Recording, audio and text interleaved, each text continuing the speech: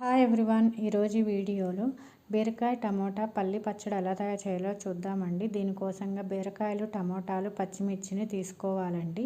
ఒక స్టవ్ మీద కడాయి పెట్టుకొని 2 స్పూన్స్ ఆయిల్ వేసుకోవాలండి. మనం తీసుకున్నటువంటి పచ్చిమిర్చిని దీంట్లో వేసుకొని మనం కట్ చేసి పెట్టుకున్నటువంటి బీరకాయ ముక్కల్ని కూడా దీంట్లో వేయాలండి. ఇవి అంతా ఆయిల్లో బాగా వేగాలండి. ఈ ప్రాసెస్ అంతా కూడా సిమ్లోనే జరగాలండి. మనం తీసుకున్నటువంటి టమోటాలని ఈ విధంగా కట్ చేసుకోవాలండి. చాలా చిన్నవిగా కట్ చేసి పక్కన పెట్టుకోవాలండి. ఇవి ఆయిల్లో బాగా వేగిన తర్వాత బీరకాయ ముక్కలు, పచ్చిమిర్చి వేగిన తర్వాత మనం కట్ చేసుకున్నటువంటి టమోటా ముక్కల్ని కూడా వేసి కలుపుకోవాలండి. ఇవన్నీ కూడా బాగా ఆయిల్లో వేగాలండి. దీనికోసంగా కొంచెం చింతపండును కూడా వేసుకోవాలండి.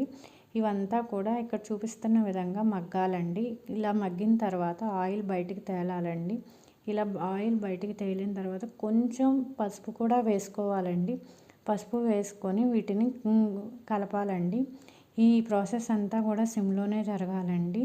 ఇదంతా బాగా వేగిన తర్వాత ఇవి స్టవ్ ఆపి వేసుకోవాలండి. స్టవ్ ఆపి వేసుకొని ఈ కళాయిని మనం పక్కన పెట్టుకోవాలి. ఒక మిక్సీ జార్ తీసుకొని దాంట్లో 3 స్పూన్ల పల్లీలను వేసుకోవాలండి. అలాగనే 1 స్పూన్ జీలకర్ర, 4-5 వెల్లుల్లి రెబ్బలు కూడా వేసుకోవాలండి. వీటన్నిటినీ కూడా మనం మిక్సీ పట్టుకోవాలండి.